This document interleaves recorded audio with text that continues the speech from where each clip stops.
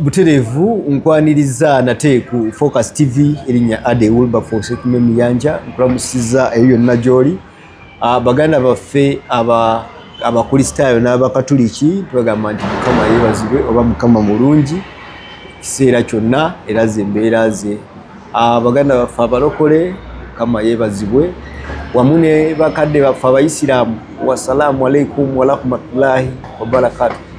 Manye nzikiriza zonna mugoberera Focus TV era nzikiriza nti buli muntu mu ddiini ye oba buli muntu mu kintu kyakola mu ggwanga lye wena wosinzira okubanga olaba Focus TV nkwebaza okubeera ng'okikola nkujjukiza okusubscribinga okulayikinga n'osharinga kuba kye kitufuula ab'amaanyi n'okutambula awantu awalala wonna then nkujjukiza ne baganda baffe aba Focus Event Services bano no bateekateeka mikolo era beeyune bakutegekera omukolo gwo enamba kwezi ku screen solo banoonyako n'obakwasa omukolo gwo ne bakuwa service eziteekateeka omukolo gwo kwe kuli ne Focus Chicken Focus Farms and Chicken Supply nabo beekwate bakuyigiriza okulunda enkoko z'ennyama wamu n'okufunira akatale gwe alunze enkoko ezikuza obulungi beeyungeko wabanoonyeeko ku ssimu kwezi ku screen olabe nga mukwatagana mu buufeebu olunaku lwaleero ndi ne Samike musajja mulokole Samike munnamawulire era Samike mutunuulizi wa nsonga ez'enjawulo mu ggwanga lyattu Uganda ng'omulokole mu perspective eyo mulese leero twogere ku basumba abavuddeyo direct ne bayingira politics simanyi oba mu nsi mwe tuli kikkirizibwa oba tekikkirizibwa tugenda kuba tubiraba yowaayo bamala okweyungamu biki ebyo byolowooza oba bye bakoze ebireese okutyoboola eddiini zaabwe ez'enjawulo naddala singa abaasazeewo oluusi nga tali ku sayidi ey'abantu abamugoberera. Ndi ne Sami nkwaniriza ssebo. Tugamba otya taata? Ndi bulungi. Obulamu busufu. Obulamu twebaza Mukama kuba bulamu. Ekyo kisinga kuba oba n'obulamu ebisigadde byonna biba bijja falling into place. Mbuuliza ku mulabi wa Focus TV ssebo. Alabi wa Focus TV atubabuuzaako nti muli muti eyo bwe yakedde n'ogenda okuyiiya tukusabira Mukama abeere ng'akuteeramu obwangu. Gwe yasigadde waka ng'olera engalo naye tujja kusabira Mukama akuteekemu mwoyo w'okutegeera. Nga yasigadde waka ng'alera engalo nga luli ekyokukola obanga nga tayagala. Nga tayagala bwagazi. Waliwo abantu abamu nga bo baalwala kuweebwa. Tamanyi kweyiyiza. Nga binaku atega lubatu. Ate nga si mulema, talina buzibu bwonna naye ali mu kutega kibatu. Ate nno waakusaba n'ogaana n'anyiiga nnyo ne weebuuza kati yazisaba. N'agamba Sami sikyamutegeera. We zimulemedde okufuna ate olowooza agenda n'enziyiya. Gwasaba we zikubulidde. Gwasaba obusabi. Ate olwofa abakeera tugenda okukola ku mulimu. So mbabuuzaako era ne mbagamba nti nja kusooka kukubiriza balokole bonna abali eyo nti bw'omala okusaba fuluma oyiye. Bw'omala okusaba wali fuluma ogenda okole. Oyiye. Baleme kudza mwoyo ku buli kintu. Because obulokole nga omulokole omwavu atawaana nnyo. Era abeera mu kateeba ak'okukola ebikolobero okuva ne ku ebyo byabadde akkirizaamu. Tetuganye Bayibuli etugamba nti abagagga bajja kusanga nnyo obuzibu okuyingira eggulu lwasonga babeera ne sente zituma biki naye ate tekitegeeza mb'omwavu ng'ojja yingira automatically kubanga n'omwavu obwavu buleeta n'eggulu ndowooza eggulu teri waliwo omusumba yangamba manya omwavu taligenda mu ggulu. Anti kyenkugambye nti n'obwavu bulina empisa ze buleeta ezitali za Bwakatonda. Oba onyiiganyiiga entondo ziba nnyingi okitegeera oyinza n'ogigolola okuloga okitegeera egobeera mu kwemulugunya. Buli kaseera oba mu kwemulugunya buli kintu okiraba bulala. Exactly. Kati kyengezaako okulaga nti oyagala toyagala. Oyina kumacha saba genda oyiye era mmwe abakola ekyo mbassaamu ekitiibwa. Amiina. Sami, taate ku channel eno nga ku Focus TV ntera nnyo kukyaza mu entertainment naye mu kwanjula wali nkikonyeeko ne ngamba nti Sami musajja mukkiriza era mulokole era abagoberera Unique Media akyogere n'amaanyi nakulabye wano ng'oleese omusajja wo Muyisiraamu ng'akugamba mbusimanya oba obuuza olina kusooka mbu Bayisiraamu abantu abo bessaawo naye ensonga Sami yabadde wadde ensonga gyawadde osookanga osooka Buyisiraamu lwa nsonga gw'oli naye wano Muyisiraamu balekera ebintu by'ekisirwe Samirabayo omukulu ensonga yabadde eringa etegereka omanyi lwaki yagambye bw'atyo nti nze gw'oli naye wano era ye takigaana wobeera ne Sami okusoosa abalokole. Ani yamugambye nti wabadde obuuza ye yabadde ba viewers kale lwakuba ensonga zeyayogeddeko yazinyonnyodde bulungi. Sami omukulu oyo yannyonnyodde bulungi wamugoberedde yabaddeko zabadde ennungi naye entandikwa saagitegedde ako kajanja Seeka Waswa kulusamike akwepikira saawa yonna ndowooza okuzabika emipiira. Seeka Waswa akubuulire ye kulwani kikyegamba. Seeka Waswa Seeka Waswa n'asobola. Sami omusajja omulokole bintu bingi ebiri mu church. Mbadde ngamba omulabi wa Focus TV nti Sami ono tutya nnyo obeera naye ku channel ya Unique Media era osobola ogenda n'oginoonyaako eri ku nnyo ku kulyowa emyoyo na biki ebyo ebigenda mu maaso mu ggwanga lyattu eryebya eddiini zino ezetugoberera. So osobola omunoonyaako oyinza okugamba musajja bulijjo ng'ayogera entertainment no omuntu nga munnamawulire kimukakatako okubanga amanye ebintu bingi byagoberera. Sami tuli mu kaseera ng'ensi yetegekera okulonda 2026 abakulembeze bangi abawera 8 abesimbyewo era nga buli omu ali mu kufeffetta kalulu eyo gy'agenze wabula mu nsi yattu ey'enzikiriza abalokole bapastors betusinga okuwulira baba bali ennyo mu media bali nnyo mu limelight bavuddeyo ne balaga side era omusumba ng'asobola n'okudda katuuti n'agamba nti gundi ne gundi byemukola biki tebirina kukolebwa. Omuntu gwe tumanyi pulezidenti ali omu omuntu bw'ati alina ofuga eggwanga tusobola fuga ggwanga ng'okola kino ne wabeerawo ebintu bingi ebizze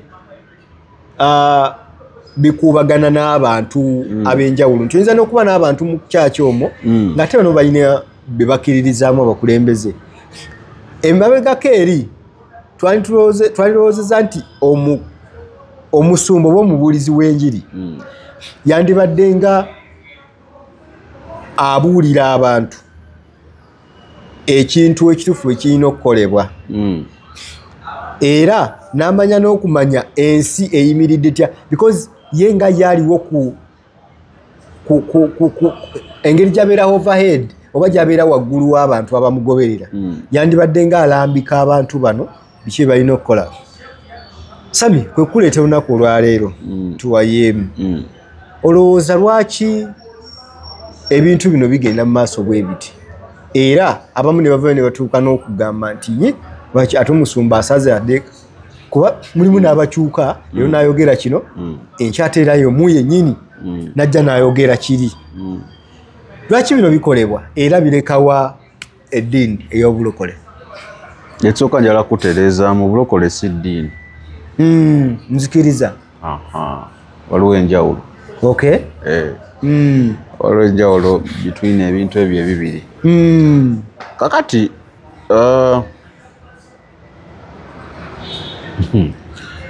kantandike nga nkiwa musingi nkireete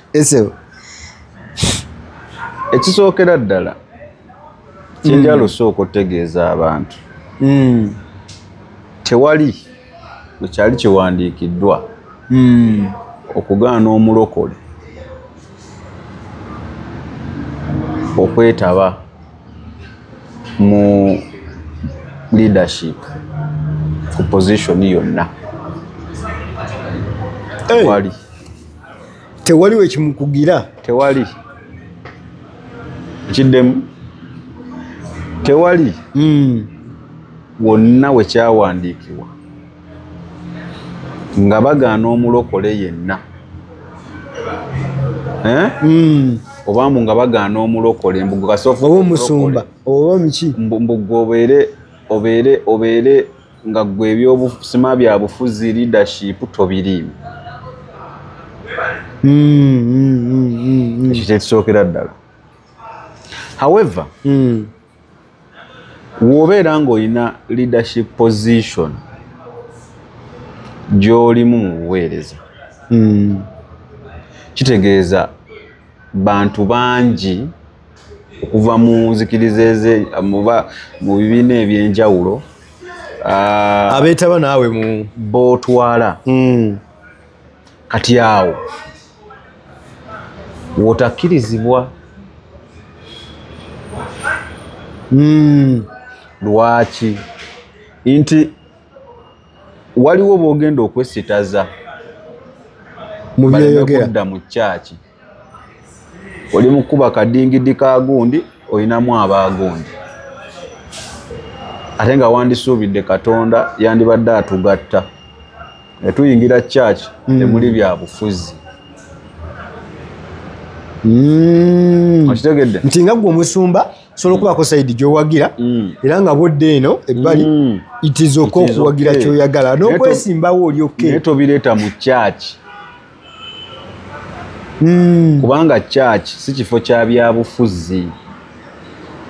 Ate wekibasooka gweoba ne leadership skill mu kyaki mbaoli musumba oli gundi woba osobola weewale okwesimbawo wadde tewali kikugaana tewali kikukugira naye oba osobola kyewale kubanga wonaaba oweesimbyewo ojja kubeera ne conflict of interest nti ne bw'onojja mu kyaki era kali tekeebulizaayo kiza kyaki oba ojjaba ojawuddemu. So gwoba ne leadership skill please oli religious leader twesonyiwe igwe kyetukwetaagako ali mu position ye tukwetaagako kwogera mazima. Awo Sami amazima ewali obuzibu kuba Sami olina amazima go nange nina agange genzikiririzaamu ntwawule ddi amazima anti kaakati waliwo amazima agatakwekeka. Omuntu waba afudde tosobola kugamba nze mulaba mulamu okategedde waliwo amazima ag'enkukunala nga n'omwana omuto agalaba mugogereko woba osazeewo okwogera simaba kitandise bulungi bantegedde tewaliwo tteeka lyonna mu Bayibuli digaana muntu yenna nti mulokole kwegaana kwesimbawo.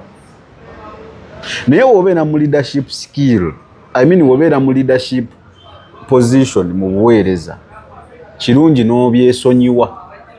Lwaki? Bootwala si ba kibiina kimu.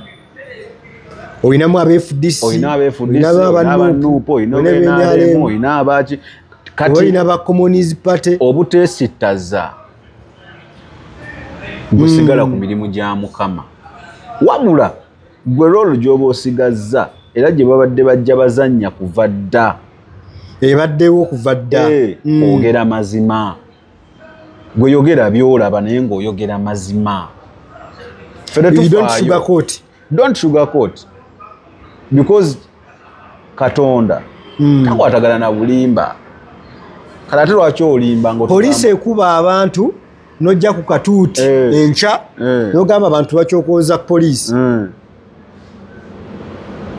okyegedde n'ojja n'otandika okulimba n'ofuuka naye munnabyabufuzi awo ewabeera obuzibu. Omusumba n'ojja katuuti ne weefuula ate omwogezi wa poliisi awo ewali obuzibu. Akatuuti ka Katonda tokafuula tokaleetako bya bufuzi kuba wowe oyimiridde watukuvu. bw'oba oyogera ku byensi oba ku byobufuzi yogera mazima bw'oba olabanga ekigenda mu maaso mu ggwanga birungi nnyo tewali buzibu ky'oba oyogera fa accountability yo ogirina between you ne Katonda. Sami abantu bana bakugobera so okukkiriza amazima gano anti kyenkugambye nti waliwo amazima ag'enkunala omuntu afudde tosobola kujja tugamba nti yeebase fe omuntu mulaba afudde ate gwe oli katuuti oli mutugamba nti omusajja yeebase. Sami amazima gano malungi era geetaagisa naye waliwo Sami ate amazima era wegagenda okufuukira ekizibu okugeza omuntu ng'alina omukulembeze gwawagira novaayo n'oyogera amazima mu nsi yattu Uganda saawa zino kikulabisanga gwa ali omukuopozinga obukulembeze obwo buba buliwo. Lwaki? Nti ebiseera ebisinga amazima gasobola okuyimirira mu position oyo naavuganya. Kakati nembuuza ekibuuzo ng'omusumba ojasalawo okulimba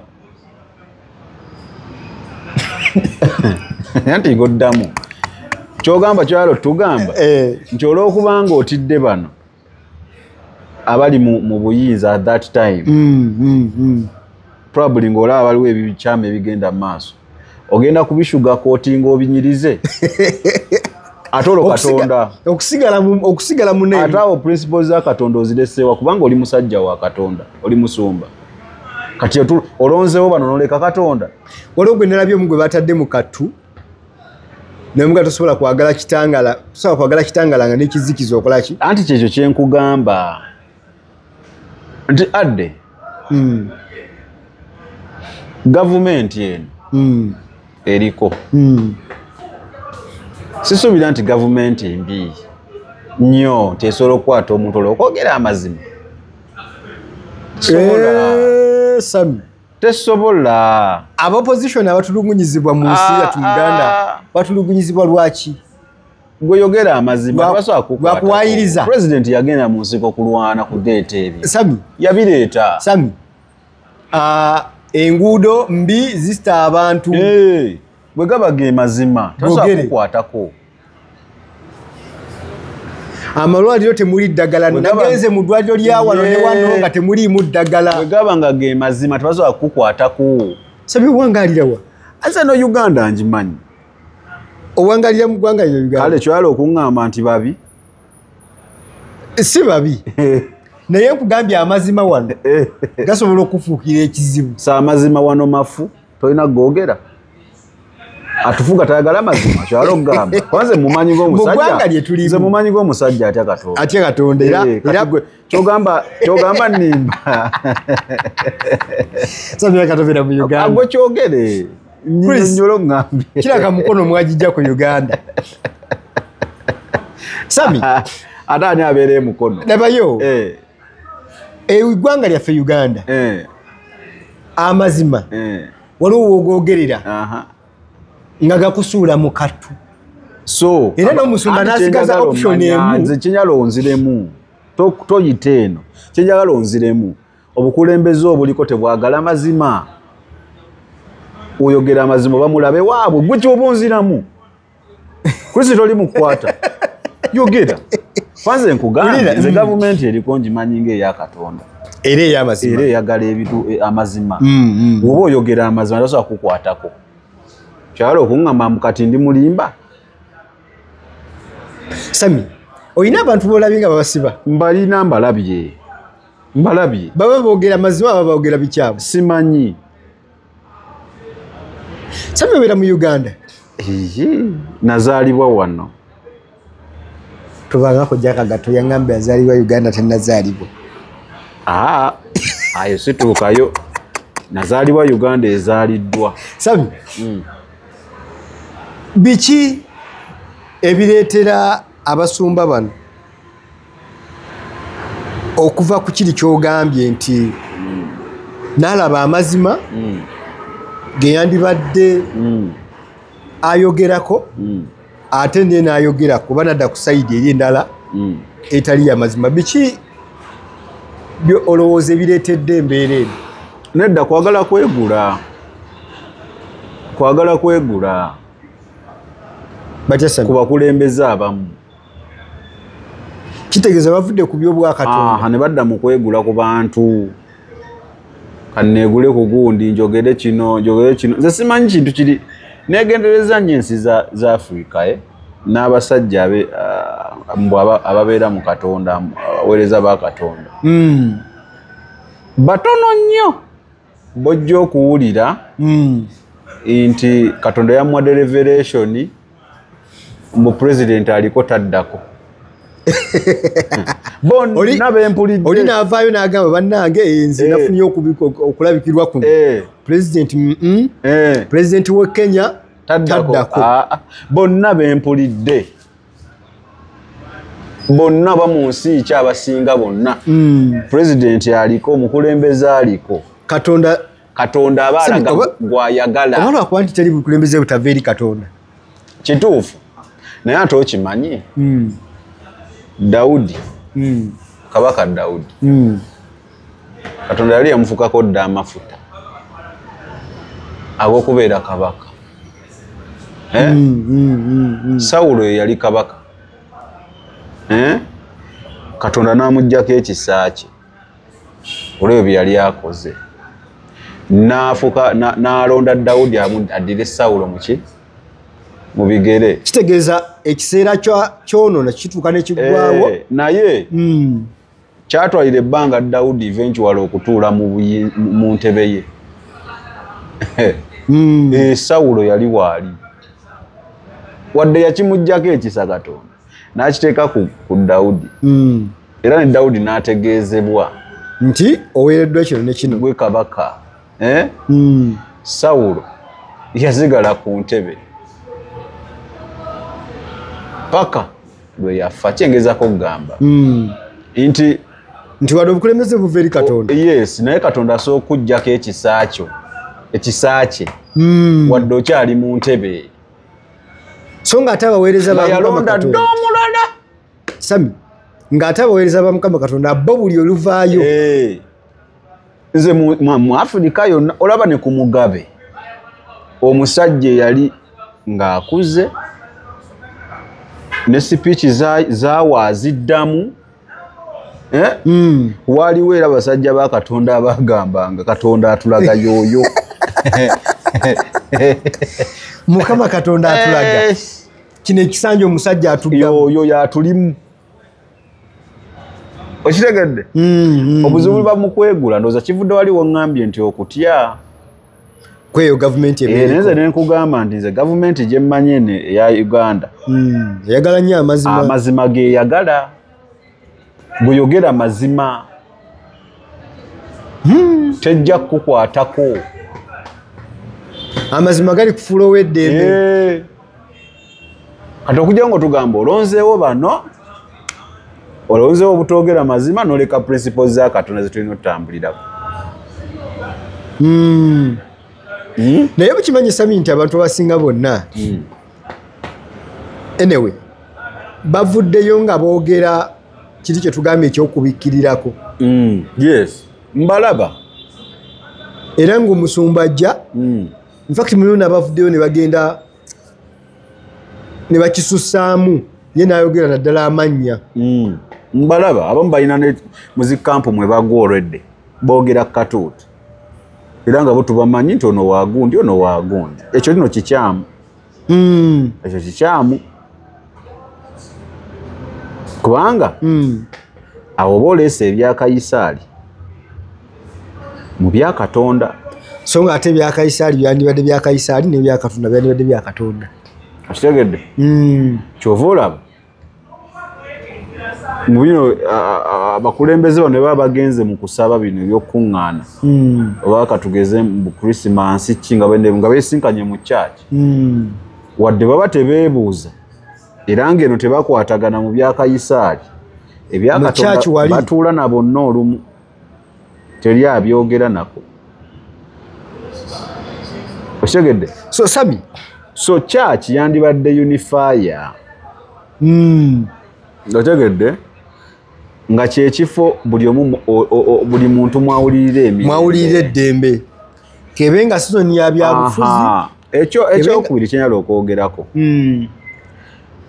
bali abakutukulembera womanyi na leadership position gy'olimu ebyobufuzi bireke naye ate ffe be batwala abakkiriza mu Katonda abalokole bannange mwetabe mu bya leadership beetabe mu by'obukulembeze because osanga we muneetabamu we tugenda okukomya okubeera n'abantu abali mu bifo ebisalawo nga tebaagala bya Katonda okategedde mugende mu bifo by'obukulembeze tewali kibagana mugende wesimbewo kuba chairman wesimbewo kuba kansala wesimbewo kuba kansala wesimbewo kuba MP leka n'abalokole bagambye omulokole waffe wubi abalokole basomye qualifications muzirina ki ekibagana okugenda mu leadership positions aye netumala netukaaba tuvumirira enguzi tuvumirira kati ayinza okimalawo ye mulokole ya ssente tuvumirira buli ani asinga omalawo ekyo ng'omulokole kuba yayinza n'okubaamu akati agamba waayi naye ogera n'otunulira mu ba MP abalokole nabo nga beeveera bati bato n'otunula kati kuba president abeesimbyewo kuno waliwo omulokole kuba yaliko yatugamba yali mulokole naye n'abita aliko kasita yawuliramu nti we bakuba ettama lino ate kyusa ne lino balikube n'agambye otabitegeera yagenda oyo we yagamba tugenda kola mu research tulabe oba mulimu omulokole kati ani mulokole simanyi ku bakulembeze bano omusumba ono wa BTM oba ye yamala n'ayitamu kwali yali yagala nali ndaba yagala balabika be bamu abakoma wali batayita bali munana waliwo omulokole mulimu abatavuddeyo okubeera nga bali kwatula kati nga bwolaba Joseph Kabuleeta nti ye twamumanya nti yalinako ne church biki yalina church bana abalala tebavu Kabuleeta si yakisinga engatto y'omukulu nange naye kuno taliiko kuno taliiko yaliko luli kati kuluno bana basinga simanyi ddiini zaabwe kuvaayo nti mulwatu wabe ziri zitya naye tugenda kolako wanupu mu Katuliki owa Common Man's Party musajja mu Islam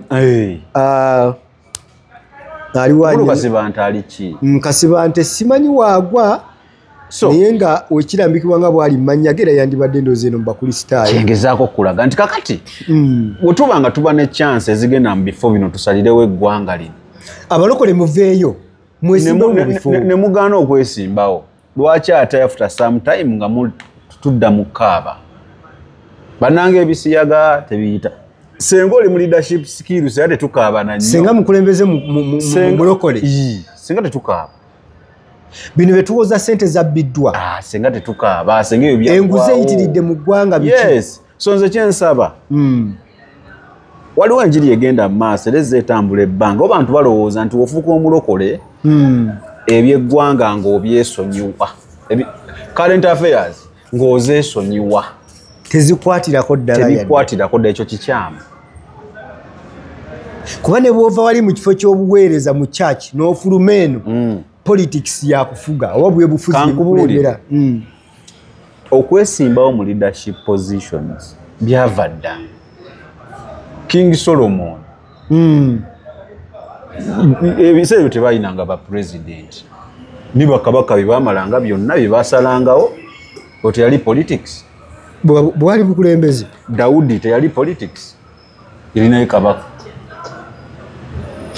ne Jesus yennyini ekyokuvaayo nga muntu omu naye ng'alina abantu abagoberera balambika nabuba bukulembeze webale so simanyi kintu gye kyava nti wobeera omulokole ebikwatagana n'ensi yo toyagala kumanya naye ate munnaye kankubuulire ebikwatagana n'ensi byeditamininga embeera gy'obeeramu wano olwokubanga abalokole tebali mu leadership positions yensonga lwaki sente z'omusolo ziriibwa ensonga lwaki tukaaba omulokole nga tali mu leadership position eyo esalawo yensonga lwaki fees zirinnye tebatufaako omulokole abafa ku bantu omulokole olw'okuba ntali mu leadership position ye nsonga ky'amateeka gayita agamwenkwetu gayita gagira esimanyambo ate senga omulokole waali senga amateeka gayita dda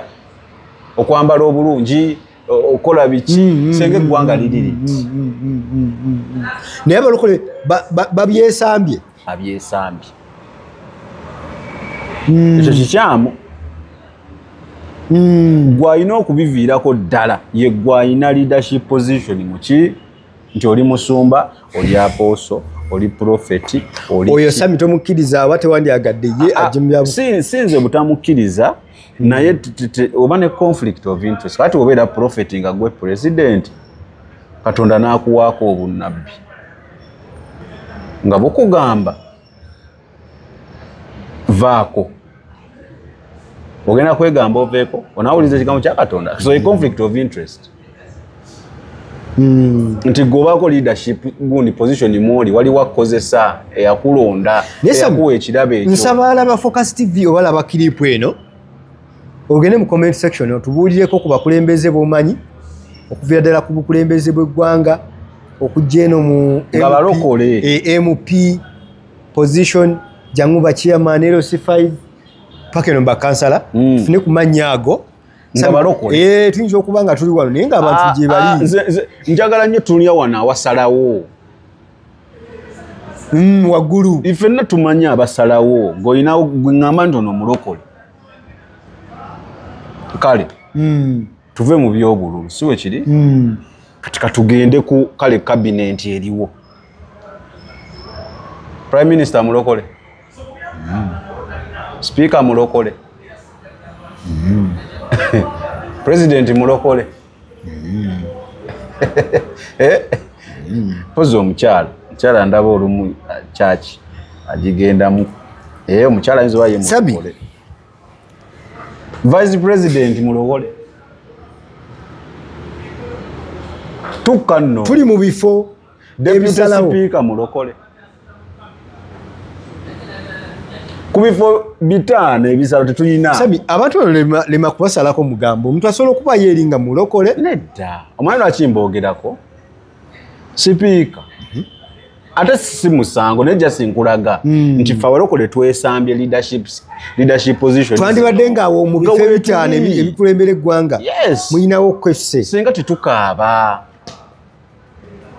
sipiika yagenda ne Vatican n'alambula Pope ye mu Katoliki teyeegaana kituufu nkugambye president ye yatugamba yali mulokole n'olwamugamba n'alaba nga tajja bisobola kitegedde naye talina buzibu n'abalokole si we kiri yes ne nkugamba maama Janet ye ntera omulaba mu kyaki ayinza oba ye muki mulokole kitegedde ne nkugamba ani omulala omukulu Tayebwa tugenze ku deputy speaker era naye ayinza okuba either mu Katoliki oba mu Protestant oba ntegeera point yange then tulinawo vice era naye mpozi naye nze omulokole era senga twamulaba okitegedde so siri mu kugamba nti nno mbundi mu bigundi bya ddiini and what naye kyengezaako okulaga nti kyogamba ffe abalokole bino ebintu tetubisobola lwaki tunenya eggwanga okubeeramu ebintu ebirakalaka nga tusobola obyekwatiramu tusobola n'ogenda gwe kale gwe era ogaye bakole research ojja kwesanga bachairman abalokole tebawerana kale tugenze ku kyalo tuzzeeyo ku kyalo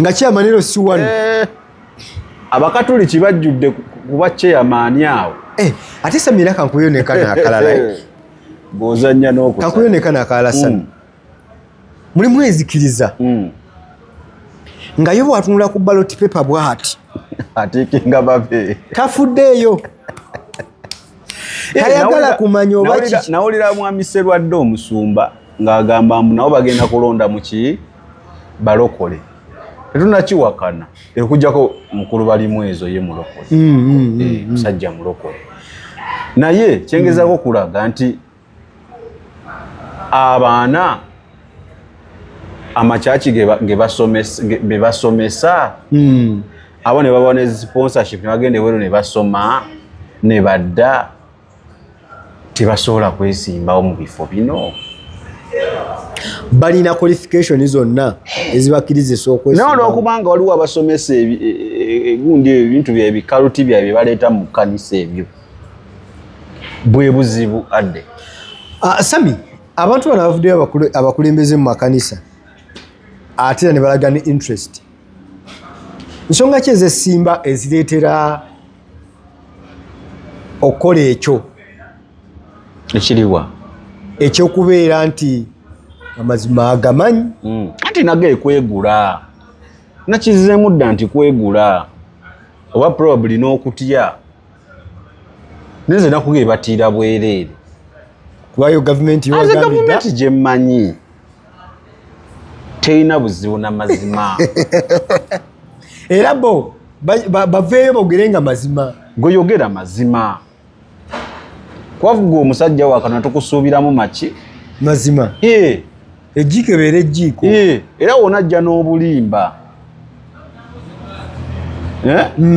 either abantu bagenda kwekyekingiramu bo bennyini oba waliwo boogenda okubuza oyogeddeko okucekinga ejjo waliwo interview gye twakoze ku Unique Media n'ogamba nti abaweereza mu kyaki mucekinge ku basumba bateeke ni check mugambe wano nedda bayibuli etugamba tubeere n'omukazi omu lwaki oyita ayita eno lwaki mukkiriza omuntu oyo okudda katuuti n'ababuulira ekigambo mufulume ajje ku luno nga bakendedde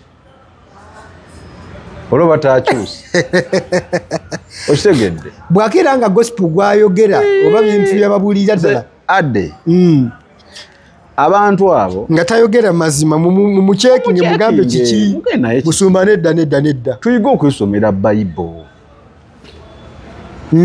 okitegedde tuyige okutegeera ekigambo kigamba kitya lwaki adde onsomera bayibuli nga gy'olina bayibuli gye nnina ewaka notandika okunvunulira ebintu nga nga obiteeka mu ango yo ate era ondeetere nange okugoberera gweomusumba najja katuuti okumala tumulinze kuliisa mwoyo najja katuuti n'amala eddakiika 45 ali mu kampeyini kitemumugambako nti taata kino nedda ebyo tubadde tubiwulira ku leediyo tubirabye ku TV musumba wano nedda tubirabye ku TV wiiki yonna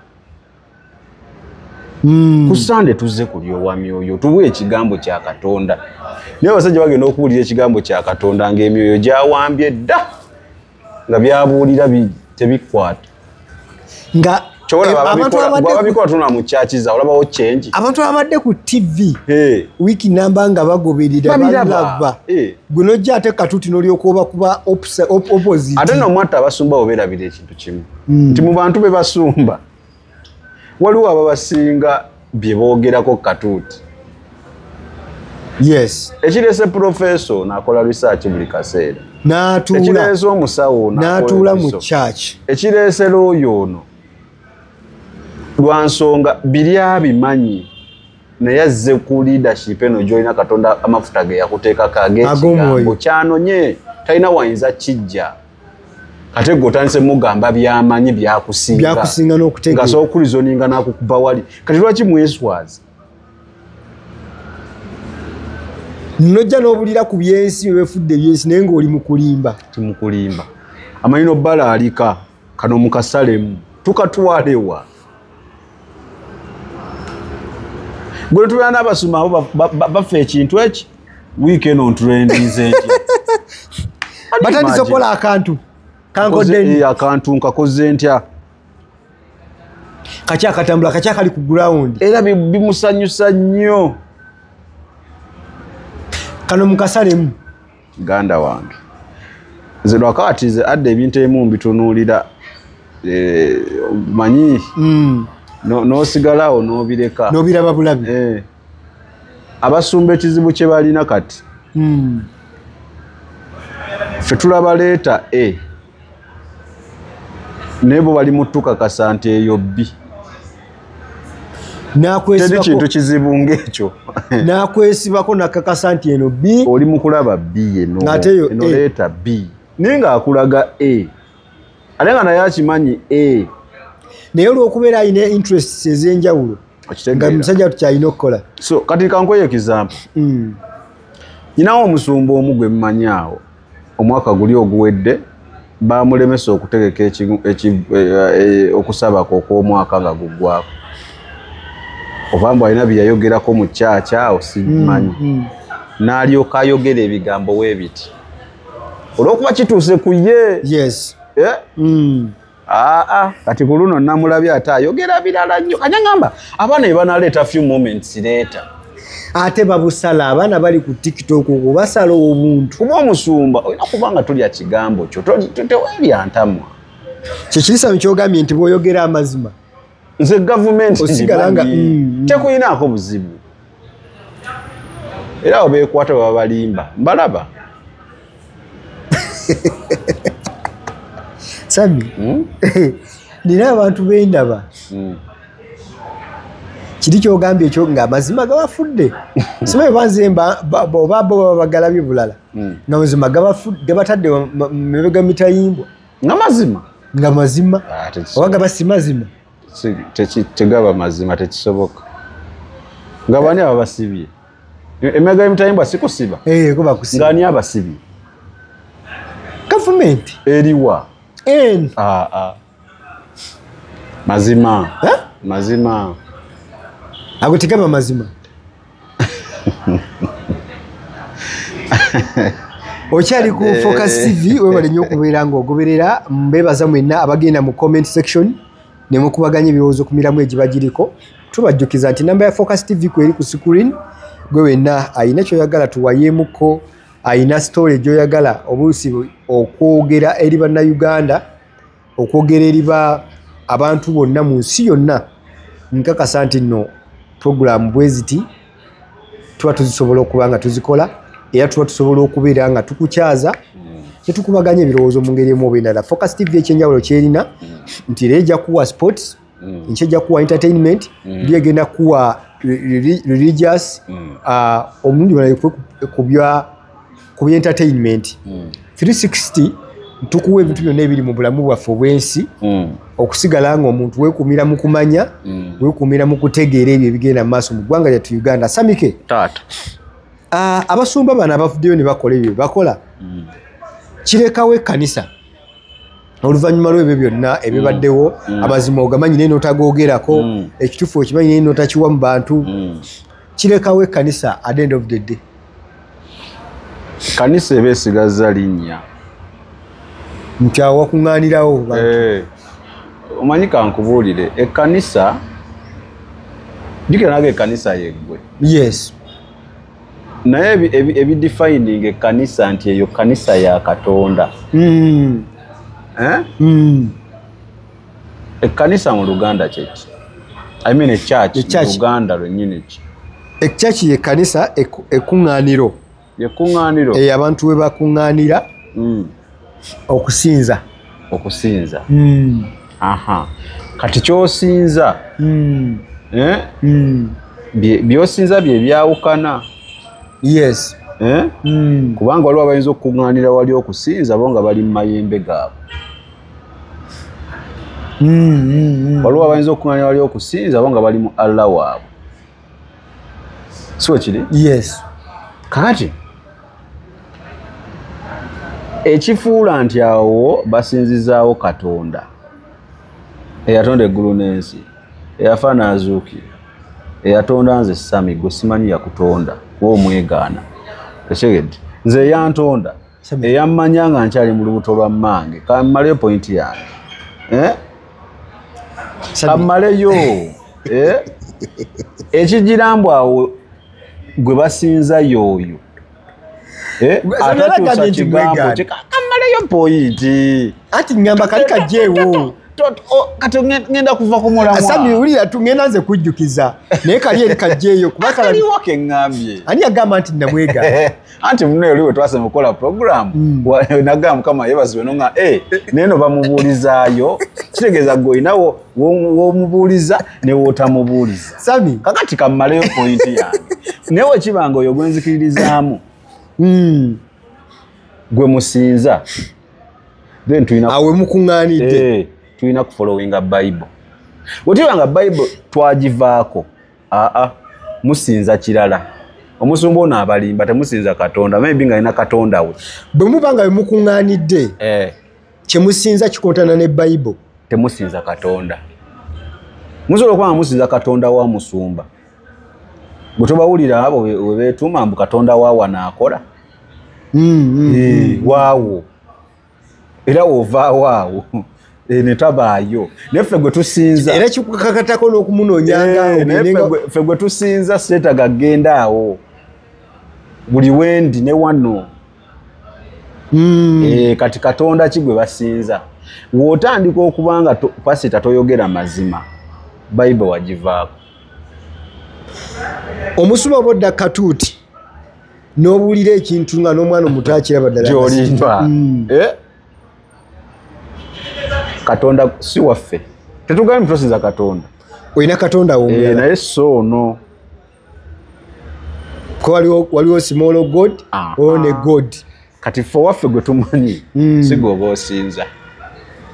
Omanyi ade njogera ebintu byange n'olowooza nti no ngezaako okwagala okutegeera. Ntegeera tewali kizibu awo. Naawe oyagala kwefuulamu tolaba mazima. Kiki enjogedde ekizibu awo? Kubanga waliwo sami ebintu nze byendaba mu ggwanga lyattu Uganda.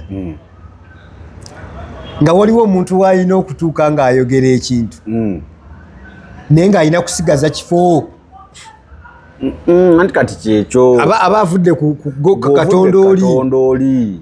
Kye tukugambye oyinza okuba g'olina Katonda wo gw'osinza.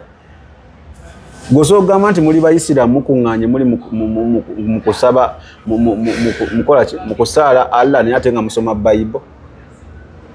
Era nituvayo ne tugamba abayisiramu bali mu kusaala. Tekisoboka.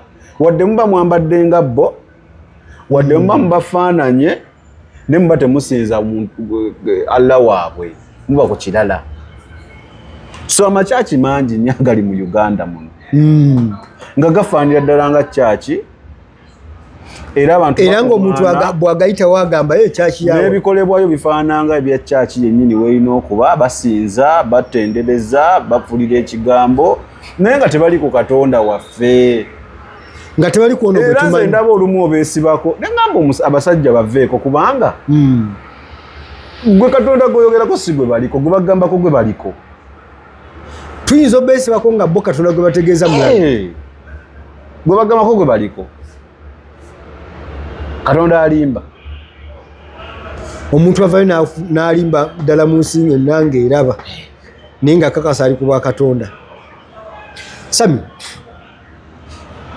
bino bireka ekkanisa esaanyeewo. Kati ze manyi kati ndi nnyo ku baki?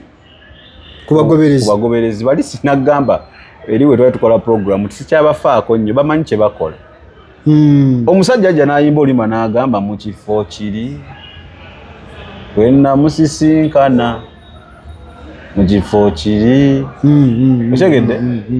Alaga we yasinkanira Katonda mu kifo kiri. Yalakulaga mu bye bakola babitegeera. Buli kamu gyaba nkuwayoka. Buli we najja nkuwayoka example kalagamba no bakola bye bategeera.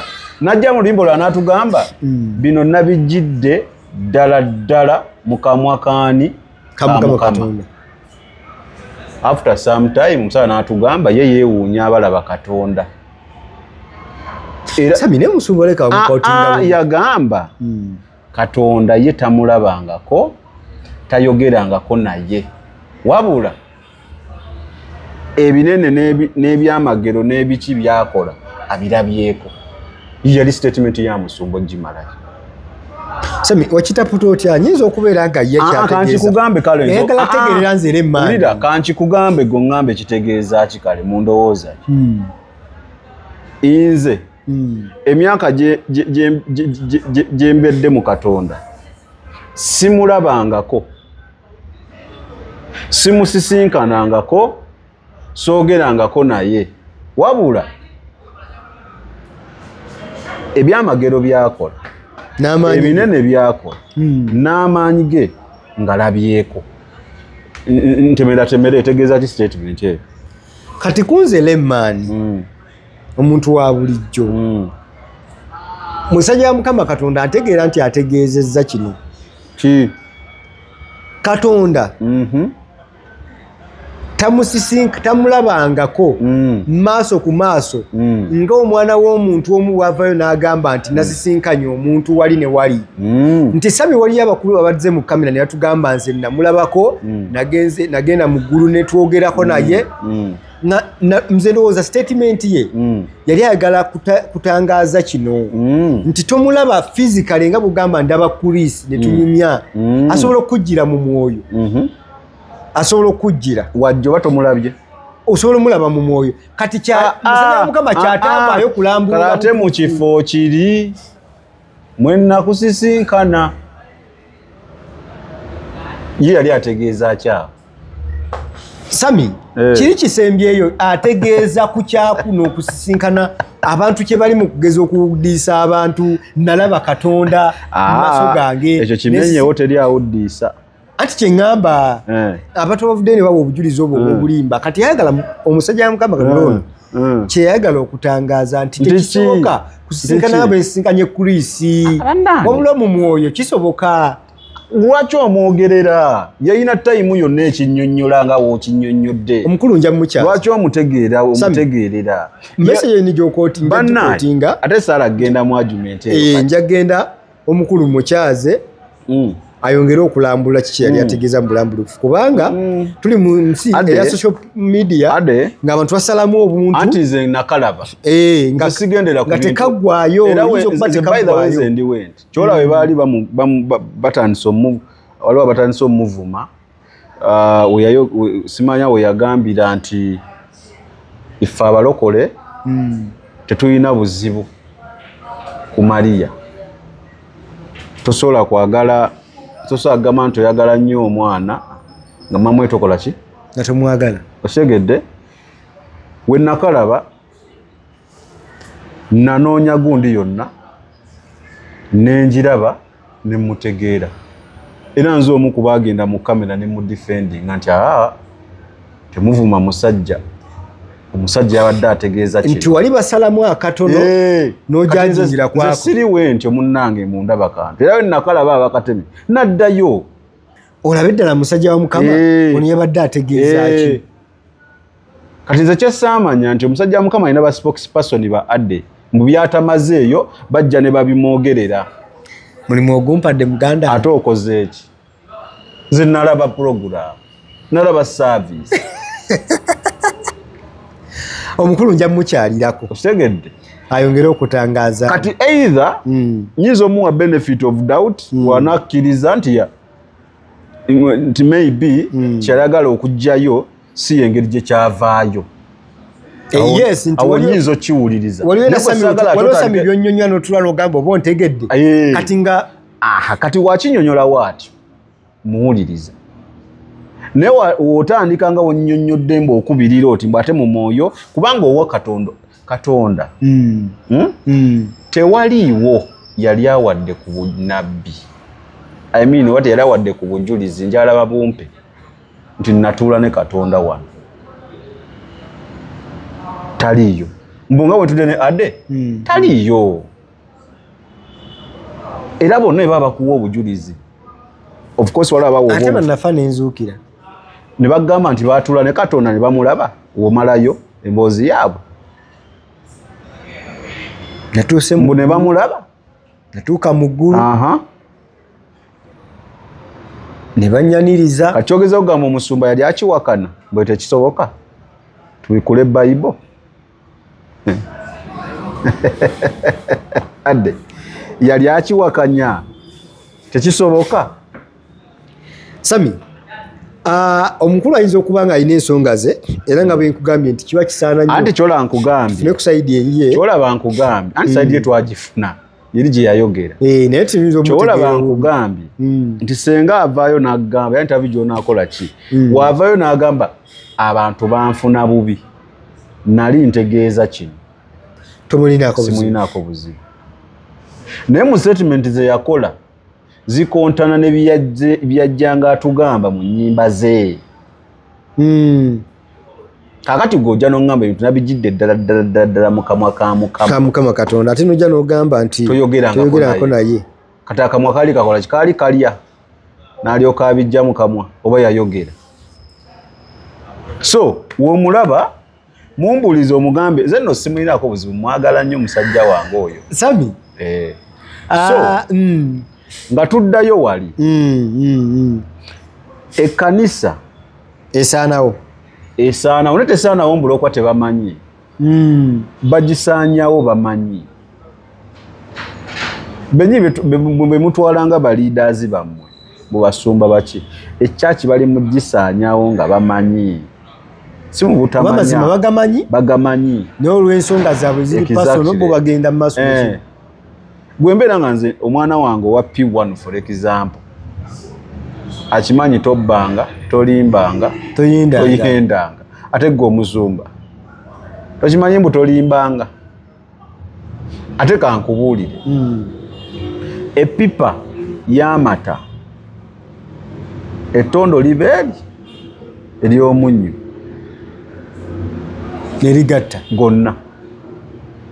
So kasita okwata amata n'ogatonyezaamu ettondo ly'omunnyo gaba mafu. So gwe kyomanya kyaki ezisinga amata gaafa. Abakulu baddira amata gaabwe ne bakuŋŋaanyiza ebbanga okujjuza epipa saazo gaafa. Kyoyange tobamalirako budde. Ate bo baagakeberako baamanya nti gaafa. Kati bali awo bawuddiisa bantu. Sami obubaka buli ki eri zino endiga? Endiga era nkiddamu nga bwe njogera ku Unique Media. Endiga kwetegeerera. Oleme kuwugguusibwa bantu. Sami tuba tugenda kuddayo mu makuŋŋaaniro. Tutandika okwetegeerera. Anti amakuŋŋaaniro olaba wano we tuli bameka wano? 3. Tusobola okuŋŋaana. Lwaki okuŋŋaana ne bootategeera? Bw'olaba ng'omuntu avudde ku nnonozi ezo Bayibuli gy'omanyi. Mukuŋŋaane. Nyina mukwano gwange in fact ndiyayogerako nange mabegawo ng'alina omusumba gwayagala mukwasaganye naye. Ne bo church nabo bazivaako. Sigamba nti muve mu makanisa. Osanga naye bw'olaba ng'omusumba wo beeramu. Naye olaba ng'omusumba wo atagadde avudde ku mulamwa. Nekyo okulaba omusumba nti avudde ku mulamwa omanyi oyinza kirabira. Ng'omanye amazima ng'ekigambo kyesomera. Naye obeera nti okyesomera obaddufe kyebagamba kyonna kyo. Bakutwala butwazi. Exactly. Bakulula bukuluzi. Sami. Okuleka ng'olina akatalekeka naye mbanze ndowoozaamu nti akatalekeka abalokole mu abasobola mutandike okwenyigira mu leadership positions zino muzibeeremu. Muveeyo mugende ku bwa chairman C1, mugende ku bwa kansala, mugende ku bwa meya, mugende ku bwa RDC, mugende ku buki. Gwe kitegeeza nti mwina president mulokole buli Sunday mumanyi wasabira. Waliwo eba tebigenda kuyita mu ggwanga lino. Mulokole abitereezezza. Ate abagundi yatukwatamu waliwo yatukwatamu wano. Naye ndowooza ali abulako kuleeta sharia law. Kuba ye yali akirina. Kati nammwe abalokole mulwane ennyo muteekeyo omuntu owammwe mulabe ebintu ebigenda obyekolere.